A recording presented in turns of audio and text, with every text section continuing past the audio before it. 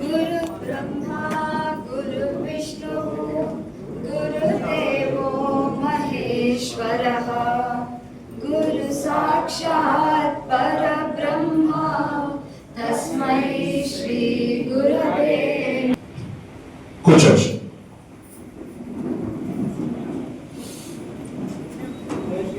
ఎల్లప్పుడూ కృషి చేసి శ్రీ శ్రీ రాధా మనోహర్ స్వామీజీ దివ్య పాదములకు నమస్కరిస్తూ ఇక్కడ విచ్చేసిన అందరికీ స్వాగతం పలుకుతూ ముందుగా వేదిక మీదకు రావాల్సిందిగా చల్వాది శరణ్ కుమార్ రాష్ట్ర ఆదివాసీ నాయకులు మరియు జేఏసీ నెల్లూరు రీజనల్ చైర్మన్ గారిని సాగరంగా రావాల్సిందిగా కోరుచున్నాము.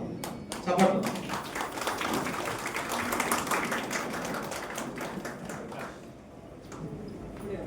తర్వాత మారం విజయలక్ష్మి గారు ఆర్ఎస్ఎస్ నందు విశేషమైన సేవలు అందిస్తూ వారి ఉపన్యాసాల ద్వారా ఎంతో మందిని విశ్వ హిందూ పరిషత్ ఎంతో మందిని చైతన్యవంతులను చేస్తూ నిరంతరం కృషి చేస్తూ రాష్ట్ర వ్యాప్తంగా విస్తరించి ఉన్న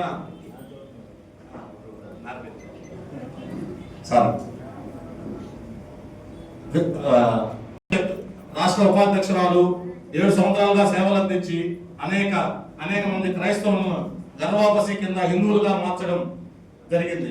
ప్రస్తుతం బీజేపీ రాష్ట్ర కార్యవర్గ సభ్యురాలుగా సేవలు అందిస్తూ ఉన్నారు. అంతేకాక కోవూరు నియోజకవర్గం బీజేపీ అభ్యర్థిగా కూడా పోటీ చేసిన డాక్టర్ మారం విజయలక్ష్మి గారిని స్టేజ్ మీదకి రావాల్సిందిగా కోరుతున్నాను.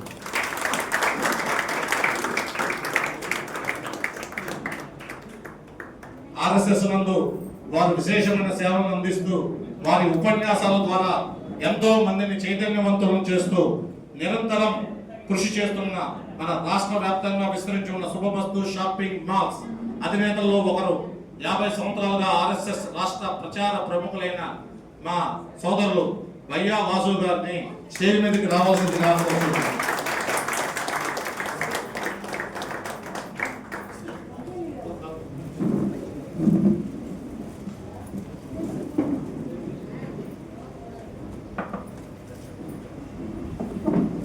బీజేపీలో అనేక సంవత్సరాలుగా విశేషమైన సేవలు అందిస్తూ హిందూయిజం తన వంతు కృషి చేస్తున్న బీజేపీ రాష్ట్ర అధికార ప్రతినిధి కర్ణాటి ఆంజనేయులు గారిని వేదిక మీదకి ఆహ్వానిస్తున్నాం.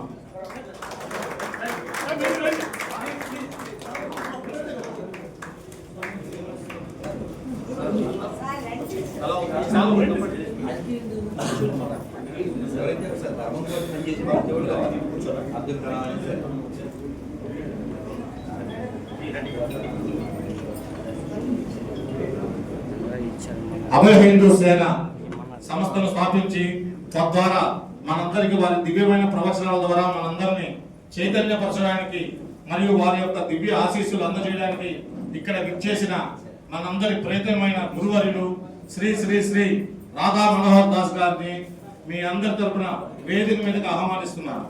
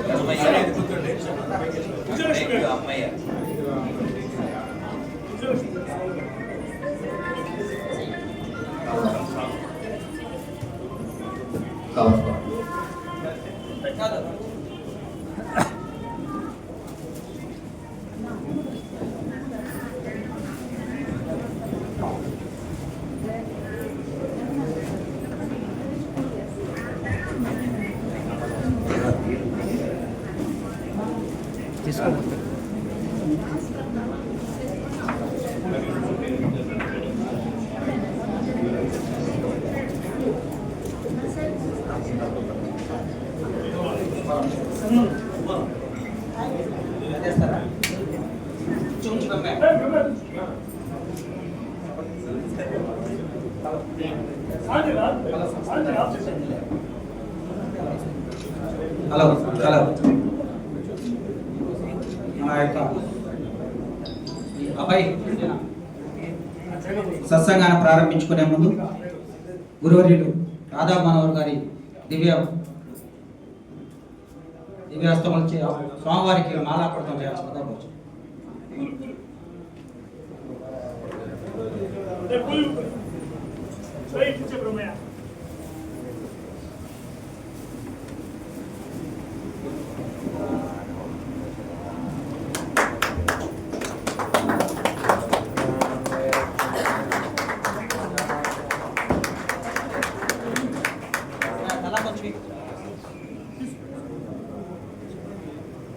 जय श्री राम, जय श्री राम, जय श्री राम, जय श्री राम, जय श्री राम, जय श्री राम, जय श्री राम, जय श्री राम, जय श्री राम, जय श्री राम, जय श्री राम, जय श्री राम।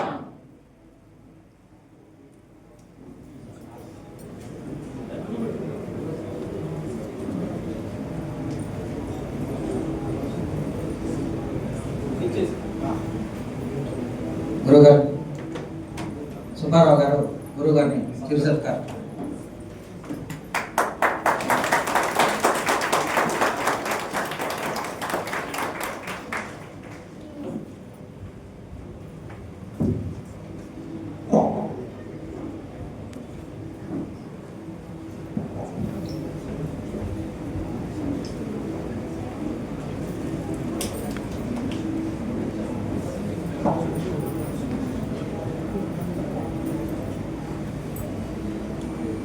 ఇప్పుడు మన శుభమస్తు షాపింగ్ మాల్ అధినేత భయ్యా వాసు గారు మన దీని గురించి ప్రసంగం. సోదరి విజయలక్ష్మి గారికి, మా జ్యేష్ఠుడు, సరే ఇప్పుడే వారిని అడిగాను ఏ ఉద్దేశంతో పెట్టారు, దీని లక్ష్యం ఏంటండి అని. వారి సహజ ధోరణి ఉంటుంది కదా, హిందువుల్ని తట్టి లేపేదానికి లేకపోతే తట్టి లేపేదానికి అని చెప్పారు.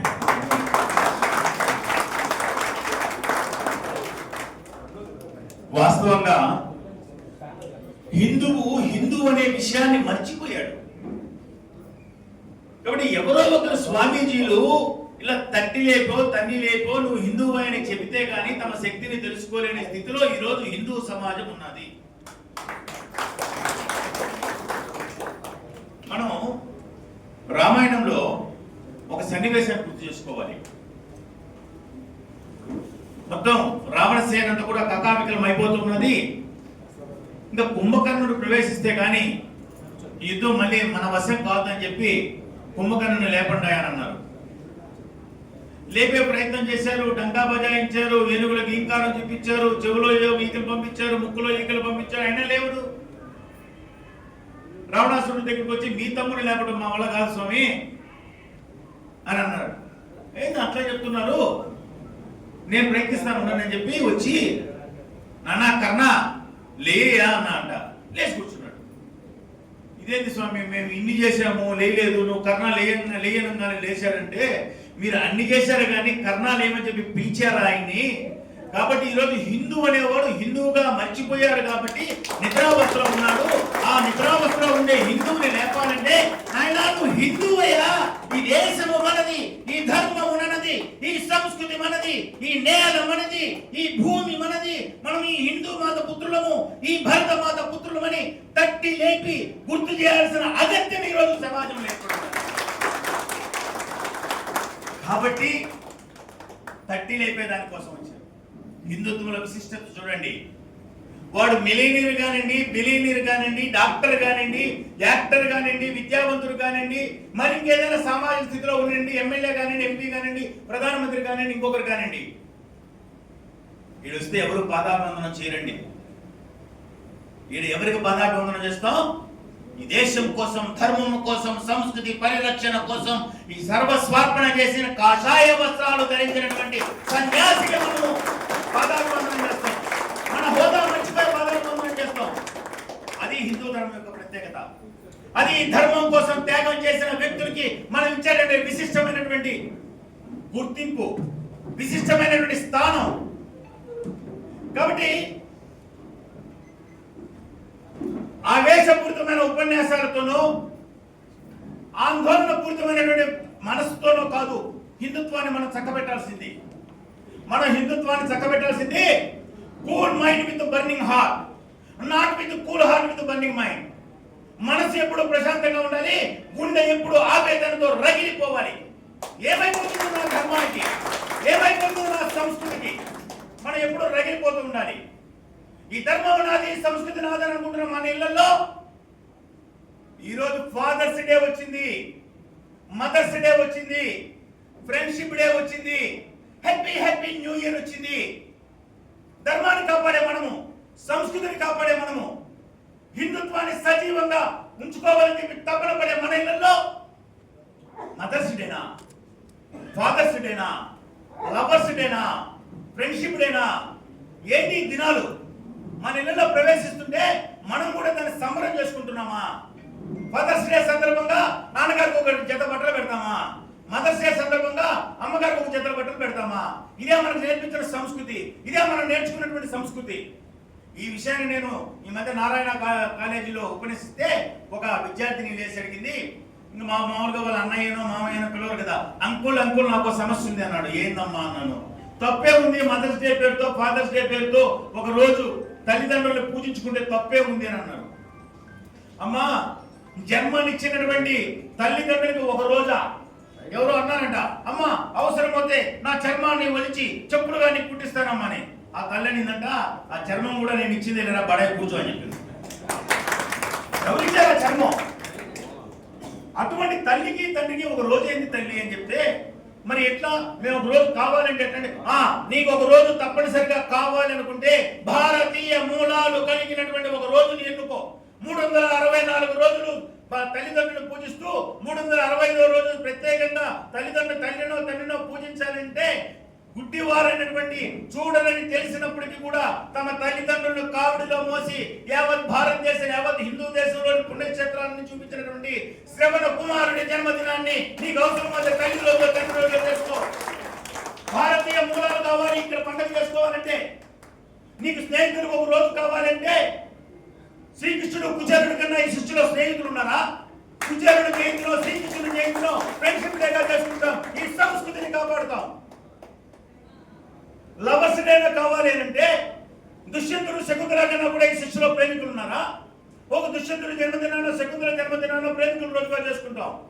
భారతీయ మూలాలు లేనటువంటి పండగలకి మనం దూరంగా మనం ఉండాలి, మన పిల్లలను ఉంచాలి. కాబట్టి హిందూ బంధువులరా, హిందూ సంఘటన, హిందువులను ఐక్యము చేయటం అంటే ఆవేదన పూరితంతో, ఆవేశపూరితంతో జరిగేది కాదు, ఆలోచన పూరితంతో జరగాల్సిన పని. ఆలోచనతో కూడిన ఆవేశము కావాలి, ఆలోచనతో కూడిన ఆవేదన కావాలి. అప్పుడు మాత్రమే మనం హిందుత్వాన్ని సజీవంగా నిలబెట్టుకోగలం. ఈ దేశాన్ని 1000 సంవత్సరాల పాటు పరాయి పాలకులు పరిపాలించారు.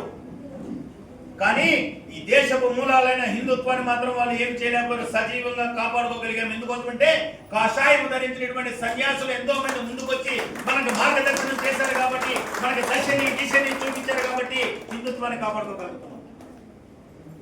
హిందుత్వం అంటేనే సర్వే జన సుఖినో భవంతు. హిందుత్వము ఎవరికి వ్యతిరేకత కాదు, హిందుత్వము మతము కాదు, నా మతము హిందువు కాదు.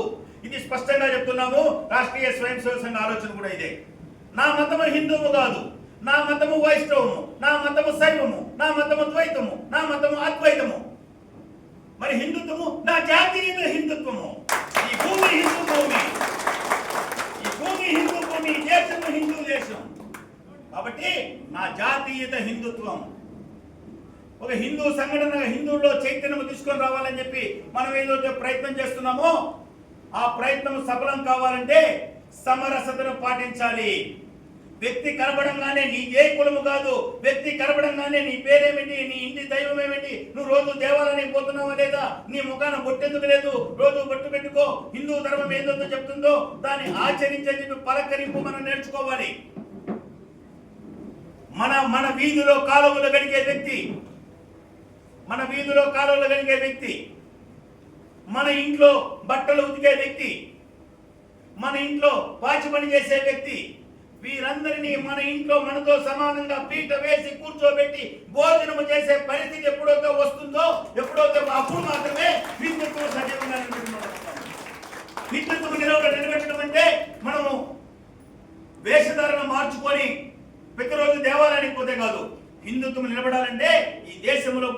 ఒక్కరు నా సోదరులే.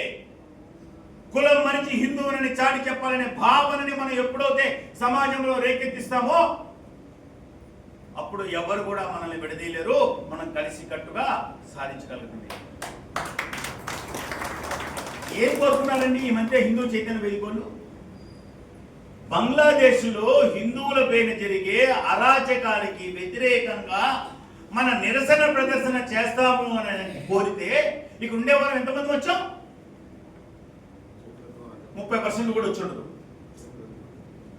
చేతులు ఎత్తమని చెప్పమంటున్నారు. చేతులు ఎత్తితే మనకి మీకు అందరికి బాధ. ఏం కోరుకున్నాం? ప్రాణాలను కోరుకున్నారా హిందూ చైతన్య వేదికలు? అరే బంగ్లాదేశ్ లో జరిగే దారుణం ఎటువంటి దారుణం? పసిప్రాయంలో ఉండే అమ్మాయిలని సామూహిక మానభంగం చేసి చెట్టుకి వేలాడదీస్తే తలకిందులు చేసి వేలాడదీస్తుంటే మనం వాళ్ళకి సంఘీభావం చెప్పేదానికోసం ఒక సంఘీభావ ర్యాలీ చేస్తాం రావాలంటే 300, 400, 500 మంది. ఏమైపోయింది హిందుత్వంలో చైతన్యం? కాబట్టి అసలు హిందుత్వము ఈ స్థితికి రావడానికి కారణం, అఖండ భారత్ ఖండ ఖండాలుగా నరగబట్టడానికి కారణం ఏంటంటే కశ్మీర్లో ఏం జరిగితే నాకేమని చెప్పి కన్యాకుమారిలో వాడు, మధ్య భారత్లో ఏం జరిగితే నాకేమని చెప్పి ఈశాన్య భారతం వాడు, ఈశాన్య భారత్లో ఏం జరిగితే నాకే పశ్చిమ భారతం వాడు భావించడం బట్టి ఈ తల్లి నాది, ఈ భూమి నాది, ఈ సంస్కృతి నాది అనే భావన మనం కోల్పోబట్టి ఈ అఖండ భారతదేశము ఖండ ఖండాలుగా నరకబడింది. మన గాంధారి పుట్టిన దేశము మన దగ్గర లేదండి. ఇప్పుడు ఆఫ్ఘనిస్తాన్ అయిపోయింది. మన తల్లి జానకి సీతమ్మ మాత పుట్టిన దేశం మన దేశంలో మన ప్రయత్నంలో లేదండి. నేపాల్ గా మారిపోయింది. మన లవకుశలో లవుడు పరిపాలించిన లవపురి ఈ రోజు మన దగ్గర లేదండి. లాహోర్ గా మారిపోయింది. మనలో వేదన లేదా? మనలో చలనం లేదా? మన గుండె రగలటం లేదా? మన గుండె రగలకపోతే మన బతుకు ఒక బతికేనా? ద్రవించాలి కదా. కాబట్టి ఆ దిశగా మనం ఆలోచించాలి. ఎందుకోసం అయింది అట్లా? ఇదంతా మనమంతా ఒకటేనే భావనని మనం కోల్పోబట్టి. ప్రపంచంలో సృష్టిలో అత్యంత పెద్ద జంతువు ఏందయ్యానంటే డైనోసార్. పెద్ద జంతువు మన టౌన్ హాల్ అంత ఉంటుంది. అట్లా తోకాడిస్తే భవనాలు పడిపోతాయి. మన సినిమాలో చూసాం. ఎక్కడికి పోయింది ఆ డైనోసార్? ఇప్పుడు ఏమైపోయింది డైనోసార్? కేవలం కళేబరాలు మాత్రం ఎందుకు మిగిలినాయి? కళేబరాలు మాత్రం ఎందుకు మిగిలినాయంటే డైనోసార్ లో నాడీ మండల వ్యవస్థ అత్యంత బలహీనమైనదంట.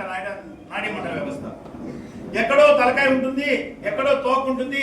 ఆకలి వేసిన కుక్కో నక్కో అడవిలో వచ్చి తోకను తినే ప్రయత్నం చేస్తుంటే ఈ సిగ్నల్స్ తలకిపోయి దానిపైన దాడి చేయాలనే సిగ్నల్ వచ్చే లోపల అది ఆకలి తెచ్చుకుని కూడా వెళ్ళిపోతుందంట. ఆ విధంగా బలహీనమైన జంతువులు కూడా బలమైన జంతువైన డైనోసార్ని తిని ఆ జాతినే లేకుండా చేసింది. అటువంటి బలహీనమైన నాడీ వ్యవస్థలకు వెళ్ళిపోయింది హిందూ జాతి. ఆ బలహీనమైన నాడీ వ్యవస్థలోకి వెళ్ళిపోతున్న హిందూ జాతిని బలీయమైన నాడీ వ్యవస్థలకు తీసుకొని వచ్చేదానికోసం రాష్ట్రీయ స్వయం సేవక సంఘ్ లాంటి అనేక సంస్థలు, అభయ హిందూ సేన లాంటిది అనేక హిందూ సంస్థలు పనిచేస్తున్నాయి. దానిలో రాధామనోహర్ స్వామి గారు కూడా ముందుకొచ్చి బలహీనమైన నాడీ మండల వ్యవస్థని బలవర్తనం చేసేదానికి వారికి స్వాగతం. ఈ సందర్భంగా పెద్దలు మాట్లాడాల్సింది చాలా విషయాలు ఉంటాయి కాబట్టి నా ఉపన్యాసం ముగిస్తూ మీ అందరికీ ఒక వేడుకోలు చేస్తున్నాను.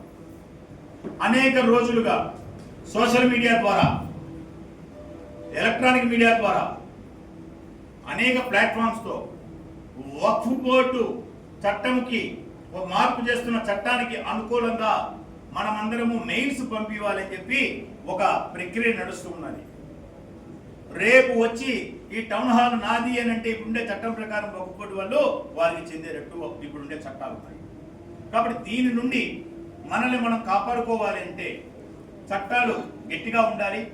దానికోసం ఏదైతే కేంద్ర ప్రభుత్వం వక్ఫ్ బోర్డు చట్టాన్ని మార్చాలని చెప్పి నిర్ణయం తీసుకుందో ఆ నిర్ణయానికి అనుకూలంగా మనమందరం కూడా పోస్టుల ద్వారా కానీ మెయిల్ ద్వారా కానీ మారుతున్న చట్టానికి మనం మద్దతు తెలుపుతూ మెయిల్స్ పెట్టాలి. పోస్టు పంపించేంత సమయం లేదు కాబట్టి మన నిర్వాహకుల దగ్గర ఆటో మెయిల్ ఫార్మేట్ ఉంది. మన అందరూ ఇప్పుడు స్మార్ట్ ఫోన్ వాడుతుండే వాళ్ళని 99% మంది ఆటో మెయిల్ ఫార్మేట్ మీ వాట్సాప్ తెప్పించుకొని కేవలం ఆ వచ్చిన ఫార్మేట్ నుండి లింక్ టచ్ చేస్తే మెయిల్ దానికే అదే తయారవుతుంది. కింద యువర్స్ సిన్సియర్లీ వస్తుంది. దాని కింద మీ పేరు రాయడమే, తెలుగులో అయినా ఇంగ్లీష్లో అయినా రాసి సెండ్ కొట్టడమే. ఇంత చిన్న పని మాత్రమే చేయాలి. కాబట్టి ఈ కార్యక్రమం అయిపోయి మనం ఇళ్ళకపోయే లోపల ఇక ఉండే వాళ్ళందరం కూడా ఆ చిన్న పని చేసి మాత్రమే ఇళ్ళకపోతాం. ఆ చిన్న పని చేసి మాత్రమే మనం భోజనం చేయాలి, ఆ నిర్ణయం తీసుకోవాలి. అదేవిధంగా వినాయక చవితి ఉత్సవాల్లో మనం ఉన్నాము. భాగ్యనగర్ తర్వాత ఆ స్థాయిలో అనేక దశాబ్దాలుగా నెల్లూరు నగరంలో ఉత్సవాలు జరుగుతుంది. విక్రమసింహపురి గణేష్ ఉత్సవ సమితి ఫౌండర్ ప్రెసిడెంట్గా ప్రస్తుత గౌరవాధ్యక్షులుగా నా విన్నపం.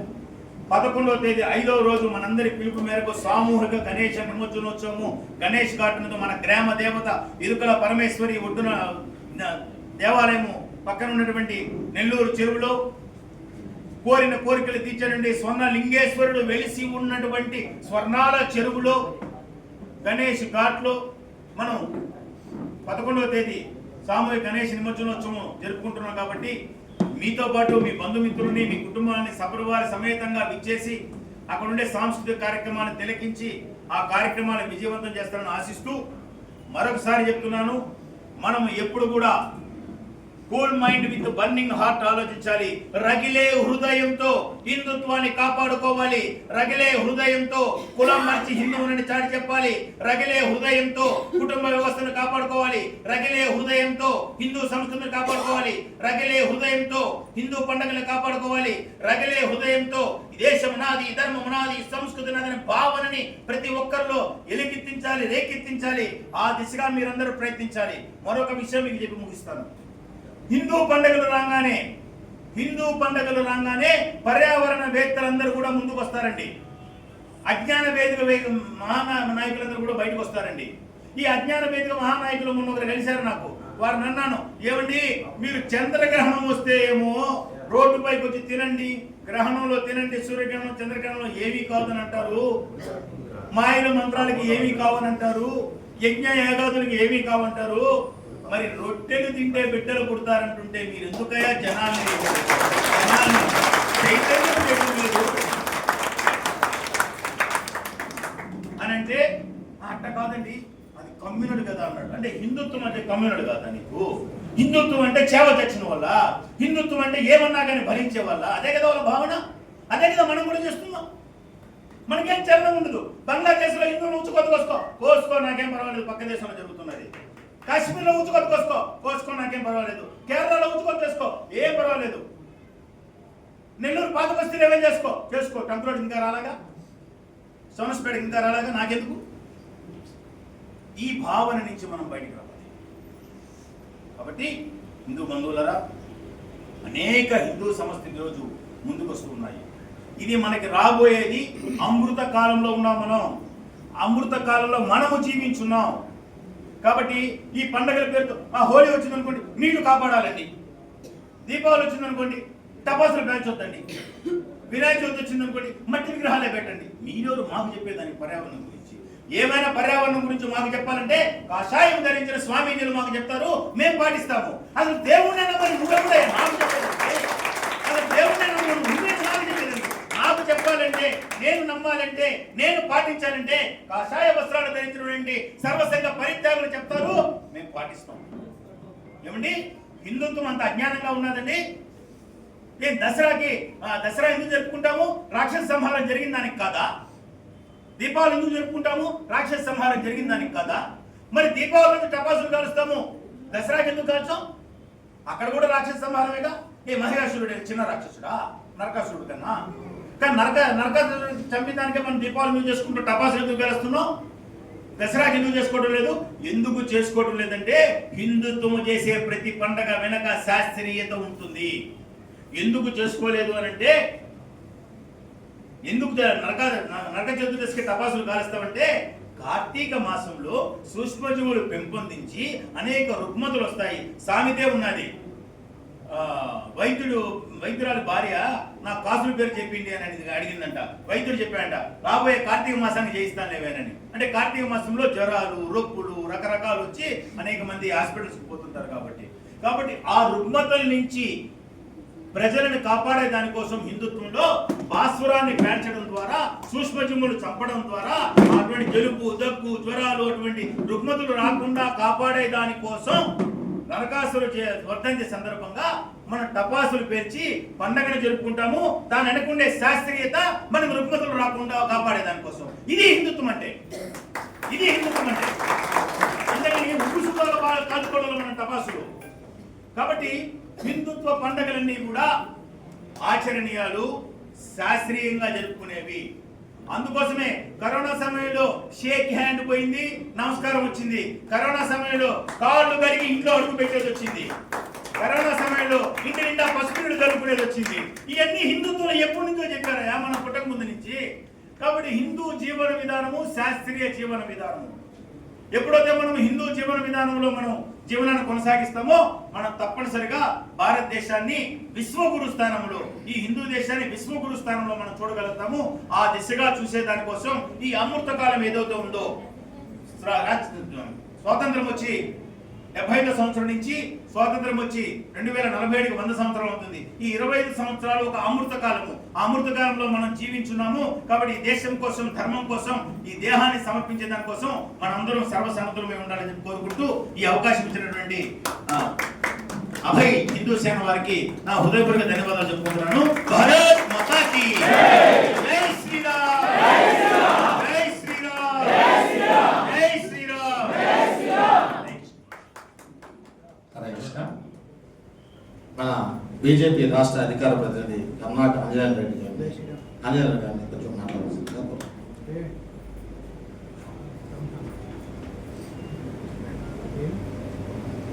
రాధా మనోహర్ స్వామీజీ పాదపద్మాలకు నమస్కరిస్తూ, వేదిక మీద వాళ్ళందరూ కూడా నమస్కరిస్తూ, ఇక్కడ వచ్చిన హిందూ బంధువులందరూ కూడా నమస్కారాలు.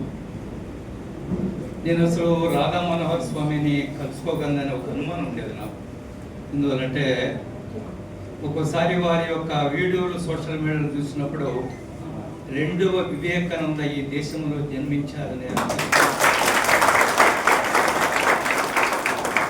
ఎక్కడ ఎవరికి ఏ విధంగా సమాధానం చెప్పాలో తెలిసిన గొప్ప సన్యాసి వారు ఈ దేశంలో. అందుకని నేను అప్పుడప్పుడు చెప్తుంటాను, అన్ని మతాలు ఒకటే, అందరూ శాంతిని బోధిస్తారు, అన్ని మతాలను గౌరవించాలని కొంతమంది కాషాయ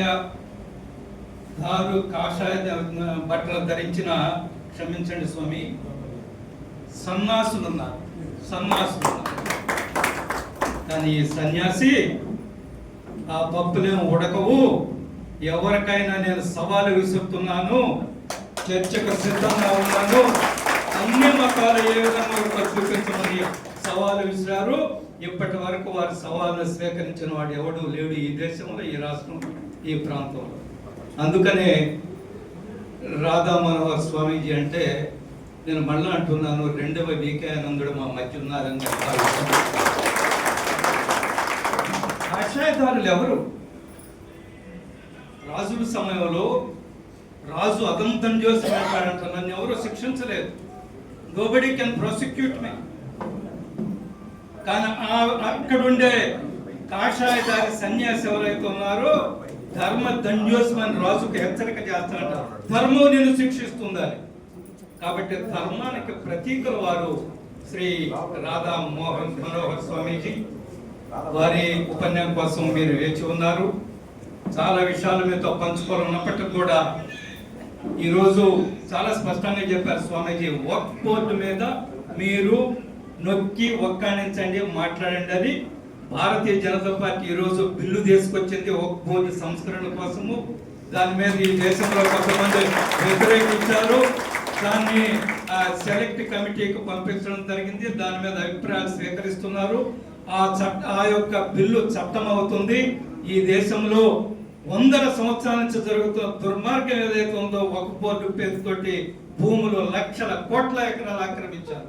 వక్ఫ్ బోర్డుకు స్వామీజీ మీకు తెలియని విషయం కాదు, రక్షణ రైల్వే శాఖ తర్వాత అత్యంత భూములు ఎకరాలు లక్షల కోట్ల ఎకరాలు ఉండేది. 3వ అత్యంత ఎకరాలు ఉండే బోర్డు ఏదైనా ఉందంటే ఒక బోర్డు. ఎవడి తాత సొమ్మంది, వాడు ఎవడో ఔరంగజేబు ఇచ్చేసాడంట, ఇంకెవడో ఇచ్చేసాడంట, అందువల్ల అవన్నీ ఒక బోర్డు అంట. నిన్నటి రోజున రాకేష్ ద్వివేది అనే సుప్రీంకోర్టు లాయర్ ఒక ఆయన చాలా స్పష్టంగా చెప్పారు, ఇది ఎవడి సొమ్మురా, భారతదేశం సొమ్ము, అది వాడెవడు మీకు ఇవ్వడానికి, మీరెవరు తీసుకోవడానికి. మీ సొంత భూములు ఆస్తులుంటే మీరు ఒక బోర్డు పెట్టుకోండి, నాకేం అభ్యంతరం లేదు. మనం అనేక ట్రస్టులు చూస్తుంటాం కదా. ట్రస్టులు ఎవరన్నా బాగా సంపాదించిన వాళ్ళు వాళ్ళ పేరుతో ట్రస్ట్ పెట్టుకుంటారు. ఆ సంపాదన ట్రస్ట్ ద్వారా సేవ చేస్తుంటారు. భారతదేశంలో ఉండే భారతదేశానికి సంబంధించిన వేల వందల ఎకరాలు లక్షల ఎకరాలు ఒక పోర్టు, ఇందాక చెప్పారు, నాకు ముందు మాట్లాడే పెద్దలు చెప్పారు. రేపు ఉదయం ఇక్కడ ఉండే ఒక పోర్టు వాడు వచ్చి ఈ టౌన్ హాలు ఈ మందిరము మాది అంటే మనం క్వశ్చన్ చేయడానికి లేదు. కోర్టుకు వెళ్ళే హక్కు కూడా మనకు లేదు. కోర్టుకు న్యాయస్థానానికి వెళ్ళే హక్కు లేదు. సర్వోన్నత న్యాయస్థానం కూడా జోక్యం చేసుకునే హక్కు లేదు. ఇప్పుడుండే ఒక పోర్టు చట్టం ద్వారా దాన్ని మీరు నేరుగా ఒక పోర్టు దగ్గరకు పోవాలి. నాకేదైనా సమస్య ఉంటే నా భూమి వాడు ఒక పోర్టుని క్లెయిమ్ చేస్తే నేను ఎవరి దగ్గరికి పోవాలి తెలుసా? న్యాయస్థానాలకి ప్రాధాన్యత లేదు, న్యాయస్థానాలకు అవకాశం లేదు, న్యాయస్థానాలకు హక్కు లేదు. నేను ఒక పోర్టు దగ్గరికి వెళ్ళాలా? పోయి ఆ ముల్లాలో లేదా ఇంకెవరో ఉంటే వాళ్ళకి నమస్కరించుకొని గడ్డలు పట్టుకొని బతిలాడుకొని నా చట్టం అయ్యా నా భూమి అని చెప్పుకోవాలి. వాడు ఎప్పుడప్ప నువ్వెవడరా ఇది నాదని చెప్తే నోరు మూసుకొని మనం వెనక్కి రావాలి. అంత భయంకరమైన ఒక పోర్టు చట్టం ఏదైతే ఉందో దీని మీద మనందరం కూడా తెలుసుకోవాలా, మనందరం చైతన్యవంతులు కావాలా. ఈ విషయంలో రాధా మనోహర్ స్వామీజీ పెద్ద ఎత్తున ఉద్యమం చేస్తున్నారు. వారు ప్రజల్ని చైతన్యవంతులు చేస్తున్నారు. వారు ఈ విషయంలో విజయవంతులు కావాలని నేను కోరుకుంటున్నారు. ఈరోజు సమాజానికి రాధా మనోహర్ స్వామీజీ లాంటి సన్యాసులు, సరస్వంద పరిత్యాగులు, సర్వస్వం త్యాగం చేసిన వాళ్ళ అవసరం ఈరోజు హిందూ సమాజానికి ఉంది, హిందూ ధర్మానికి ఉంది. హిందూ మతం కాదు. నాకు ముందు మాట్లాడే వాళ్ళు చెప్పారు, సుప్రీంకోర్టు చెప్పింది హిందూ అనేది మతం కాదు, ఇది ఒక జీవన విధానము. హిందూ అనేది మతం ఏమాత్రం కాదని చెప్పారు. ఈ దేశంలో హిందుత్వం పోయిందనుకోండి, భారతదేశం పోతే ప్రపంచమే పోతుంది. కాబట్టి హిందుత్వాన్ని, హిందూ ధర్మాన్ని కాపాడుకోవాల్సిన బాధ్యత మన మీద ఉంది. మనందరం కూడా రాధా మనోహర్ స్వామీజీ గారు లాంటి వారి యొక్క ఋషుల వెనక, వారి ఆ సన్యాసుల వెనక మనం నడవలసిన అవసరం ఉంది. ఎన్ని కష్టాలు వచ్చినా వారి బాటలో నడిచే విధంగా మనందరం కూడా తీర్మానం చేసుకుందాం. నేను నిజానికి అక్కడ అనుకోని అతిథిని స్వామీజీ, మీరు వస్తారని కూడా నాకు తెలియదు. నేను అక్కడికి వచ్చాను, మిమ్మల్ని చూసిన వెంటనే నిజంగా కూడా నా గుండె ఆనందంతో నిండిపోయింది. నేను చూడగలనని అనుమానం ఉండేది. స్వామీజీని కలుసుకోవడం నా యొక్క పుణ్యంగా భావిస్తూ స్వామీజీ అడుగుజాడలో మనందరం కూడా నడుద్దామని ఈ రోజు ఇక్కడ తీర్మానం చేసుకోవాలని మనందరం కోరుకుంటూ సెలవు తీసుకుంటున్నాను. నమస్కారం. హిందూ బంధువులందరికీ నమస్కారం. ఒకసారి మీ ఫోన్లన్నీ